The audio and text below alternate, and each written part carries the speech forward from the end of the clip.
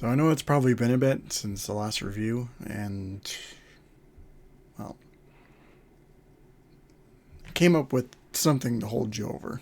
So some people might remember this, some people might not, but right before I got the PC set up and everything, I had a cheap laptop. It couldn't really do much, and I couldn't really make much content with it. And one of the things I made was a version of my Blackgate video that was that didn't have Iron Ninja in it. I cut all his segments out. I just wanted to see how that would be, and it got me thinking about over the months.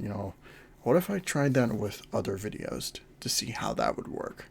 Whether it's small collabs or big projects or whatever. I just wanted to see what that would look like, and I came up with this. So I hope everyone enjoys.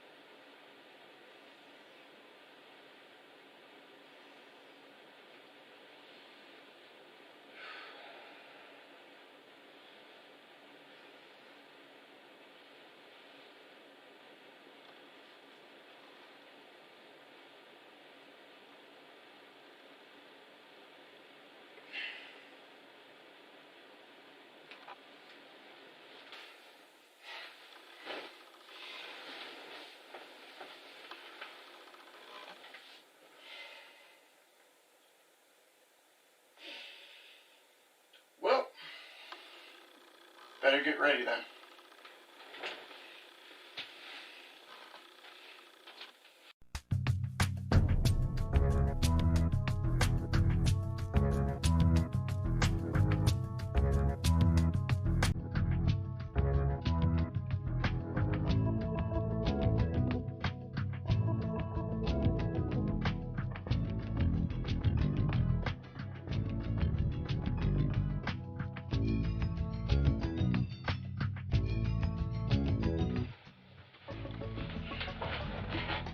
Okay, so we got a drink, Spidey's installed, controller in hand.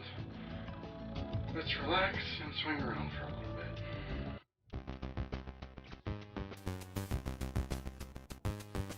Okay, start up, that's nice. Insomniac logo, okay. Come on, just start the game up already. There we go. Alright. Time to get down to business.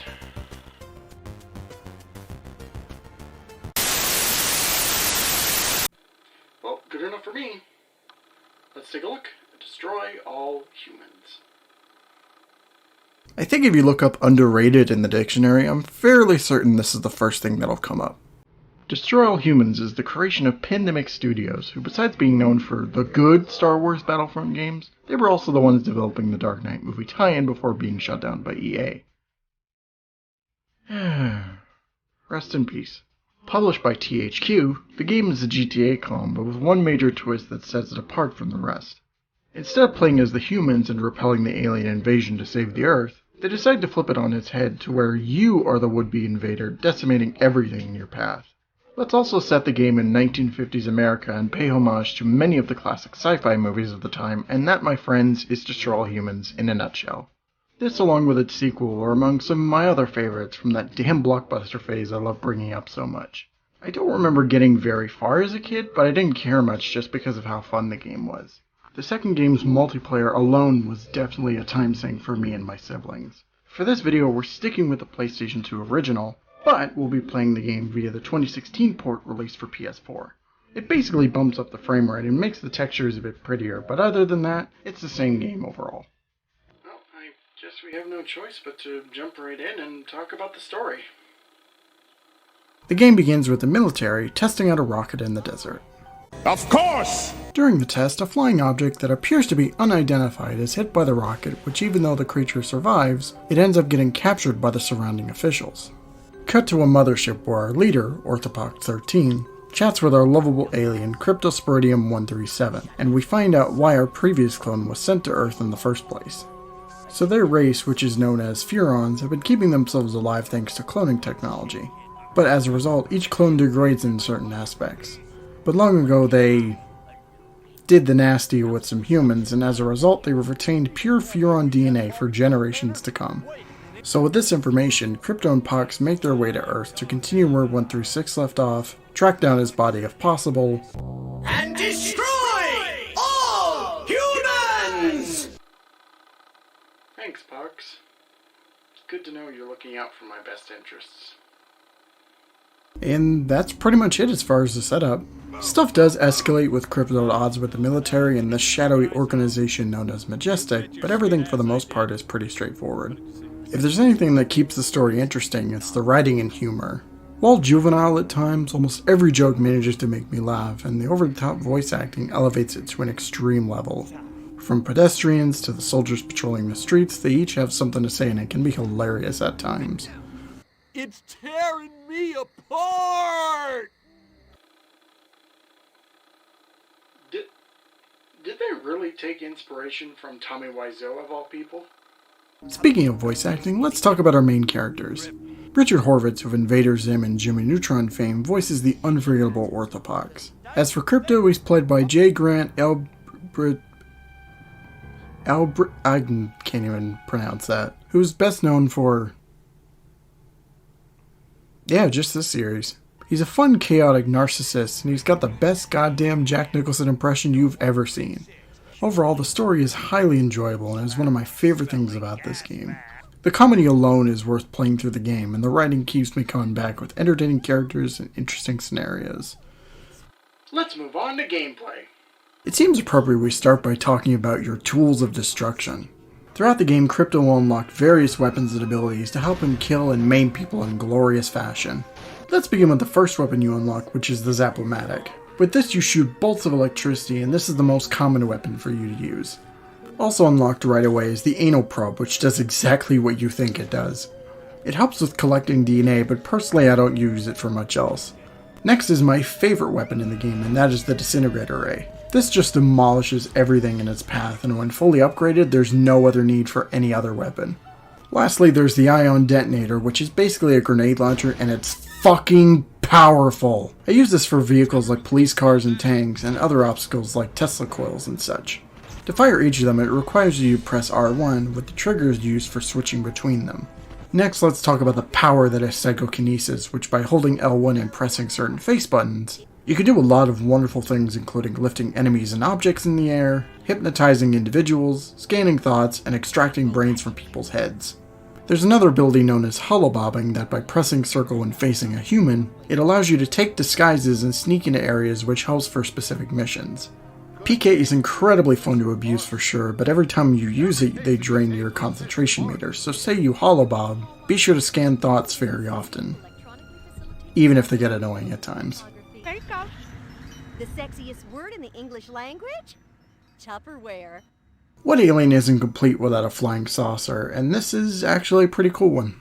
Not only is it quick on its feet, but it also has an impressive arsenal, and just like with the ground weapons, certain ones unlock over the course of the game.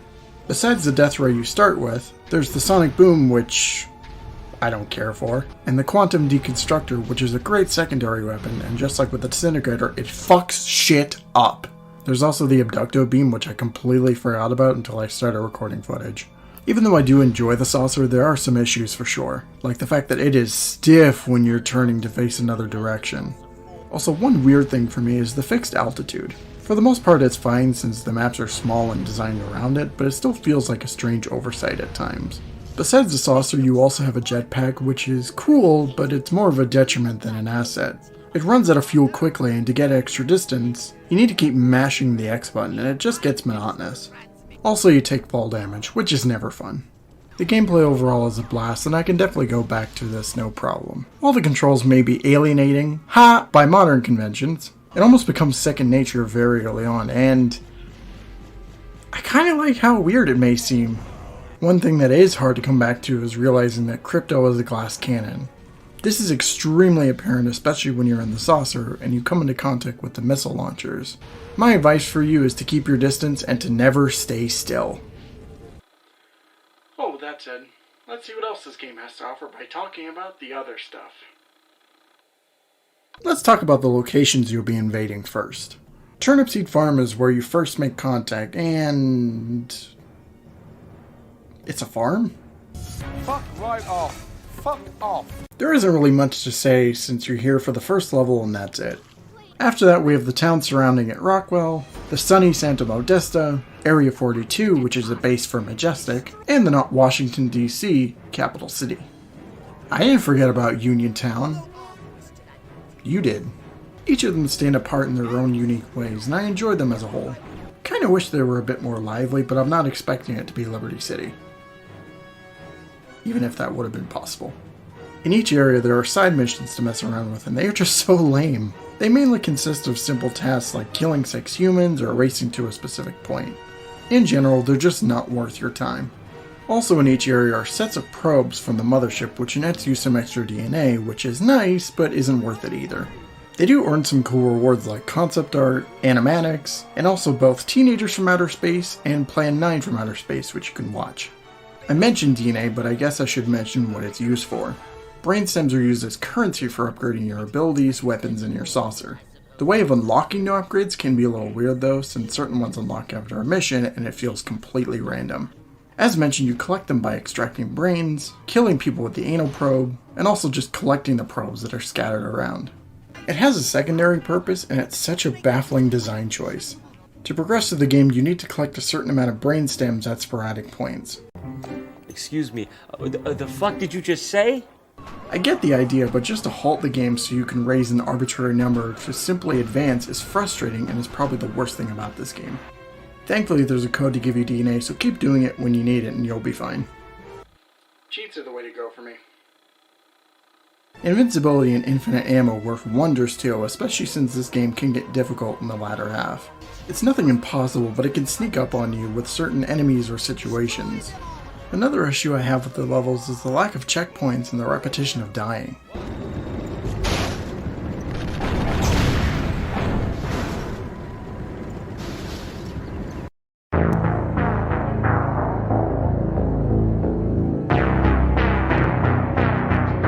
When you die during the mission, you're sent back to the mothership to be cloned. Well, it's cool seeing a new numbered clone. The problem is that all the progress you made in the level is gone, and when the level is super long, it's excruciating. Being able to start back at your last checkpoint would have been nice rather than having this one and done bullshit. I don't know where else to put this, but word of advice, put the cheat in that makes all the upgrades available once they unlock right away. It'll help. Graphics are good for the generation and have held up quite well. It ain't winning awards, but nothing looks inherently bad. Maybe the human models, but that's it really. Music is really good too. It definitely fits with the 50s B-movie vibe while also being grand and exciting. As for the bosses... meh. Out of the 3 of them, none of them are particularly memorable or interesting. Armquest can take the hits, but he'll go down in time. RoboPrez has some cheap moves, but is nothing you'll lose sleep over. And Silhouette is just pathetically easy. Talk about surprise of the century, right? I can't tell you the emotions that were felt upon seeing the reveal trailer at E3 2019. Black Force Games were the ones in charge of bringing this classic back to life, and I was a bit nervous to say the least. Most of that was mainly due to their previous work, which includes the Guiana Sisters and Bub's...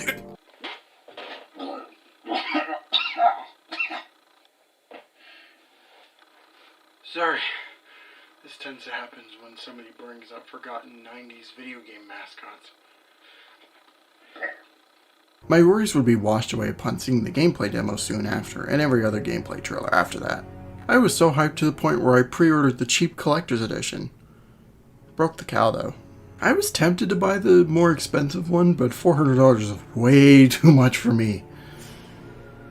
But you never know. Props in the future. Anyway, getting into the actual game, it looks incredible. It's not a God of War or Horizon Zero Dawn, but it'll get the job done visually. Also gotta say the cartoony aesthetic works for this series, but I will admit some of the human models can look a bit strange at times. The music and the voice acting is carried over from the original, which is fine and all. I will say that the voice lines are weirdly mixed in and sound like they came straight from the booth. They eat with their mouths? I think I'm going to be violently ill.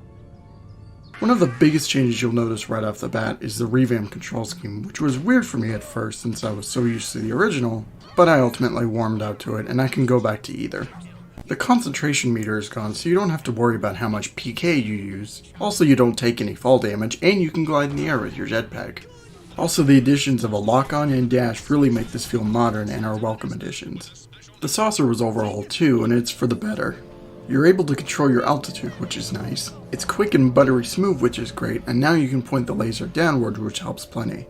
Also, the abducto beam is no longer a separate weapon, and you're also able to heal yourself, which is fantastic and beats the original saucer by default. Levels now have side objectives which not only net you more DNA, but also unlock a pretty cool reward. But also say you miss one, you can now replay levels with a holodeck, which is great. Some of my least favorite missions, however, can be a nightmare to complete because the challenges don't really give you much leeway and makes the levels more difficult. As for the rewards, certain missions unlock costumes and they are fucking fantastic. My favorites include the classic Crypto skin, the Pale Rider, which was inspired by Darksiders, also owned by THQ, and the BFG that is based on the developers and is part of the skin pack. Since the game's launch, they've added some other outfits, including some Christmas costumes and even one made out of Gold! Last major addition that got heavily advertised was a cut level from the original game that was added back in. While it is a really neat addition, the level itself isn't all that great. It's not bad, it's just nothing special. I like that it adds some context for the level right after, but it's a pretty standard mission, and not really a memorable one at that. One of my favorite details is that some levels get recontextualized so they can be more coherent. One example involves you disguised as the mayor redirecting suspicions from the previous levels in front of a crowd of people. Instead of taking place at nighttime like in the original, the remake has it take place in the day now, which is much more appropriate. Another mission has you messing with TV antennas so you can control people's minds. This now takes place at night since more people would realistically be home by then. It's a small thing, but I genuinely like that attention to detail. Probes and minigames are somewhat changed, but like the original, they aren't too substantial to really talk about. While we're on changes, what the fuck do they do to the final boss? RoboPrez is really nothing, especially if you have the Repulsatron, which is a new upgrade I forgot to talk about. But Silhouette has been made much more difficult, which I appreciate the fact that they tried to spice it up, but this is just overkill. It was so bad the developers had to patch the game to make it somewhat easier to beat. Let that sink in for a minute or two. If there's one major issue I have, it's the fact that Pox will not shut the fuck up. They decided to record new voice lines, which is a neat idea in theory, but every 5 seconds, he chimes in whenever you do anything and it gets annoying. Fast. Overall, the remake is fantastic and is the best version of the game. The gameplay enhancements and replayability with the level select and alternate outfits keeps me coming back. The devs did a great job of retaining what made the original so interesting and fun, while also injecting some needed life into it to keep it fresh and relevant. If you happen to play the original and it didn't cut it for you, I assure you the remake will be a better experience overall. Hell, without its announcement, it wouldn't have led me to rediscover my love for this series, and I probably would have forgotten about it like everyone else did. So yeah, go buy it. It's only $30, which is a steal, so get it for your Xbox One, PS4, PC, and even your Nintendo Switch. Anyway, time for my final thoughts, and I don't know if I can make myself clear on where I stand with this game. Destroy All Humans is an absolute gem of a game that I think fans of sandbox-type experiences need to play at some point in their lives. There's so much to like and enjoy here, ranging from the satisfying gameplay, entertaining story, memorable characters, wacky set pieces, and clever writing. Seriously, Crypto and Pox alone make this game at least worth a playthrough. It isn't all perfect, since the control can be really stiff and the difficulty curve for later in the campaign can be annoying or downright frustrating at times. Even so, the feeling of seeing a building crumble to pieces or using my psychic power to throw a robot into a lake chills my nerves a bit, and makes playing through those levels I didn't like a bit more bearable. At the end of the day, this is a heavily underrated title that is not only a fun footnote from the PlayStation 2 era, but it's a nice distraction that deserves a little bit more love, I feel. This game is very important to me, and as a fan of this series, it's been interesting looking back and seeing its evolution over the years. From its humble beginnings and rise of popularity with the first 2 entries, its downfall and literal death from a Wii spin-off and a third game that was mishandled severely, to a resurgence with a beautiful recreation from a development team which you can tell really loves the source material. From the looks of it, the future's looking really good for our little Furon friend, and I'm really excited to see what Black Forest Games has in store for this series. As for this little cult classic, I recommend playing this on whatever console you own, whether it be for Xbox, PS2, PS4, or PS4. Finding a copy is pretty common, so give it a try and just maybe you'll be interested in seeing where the series goes from here. For better or for worse. Anyway, no more stalling. You know what's coming up next. And until it releases, I hope you all have a great night. Thank you all so much for watching. And take care of yourselves. And so, the world breathes a sigh of relief. The threat of alien invasion proved a false alarm. As for those who scan the skies for a real visit from outer space, they may be in for a very long wait. Perhaps the lesson is that we should turn our gaze inward, remembering that man's worst enemy is often himself.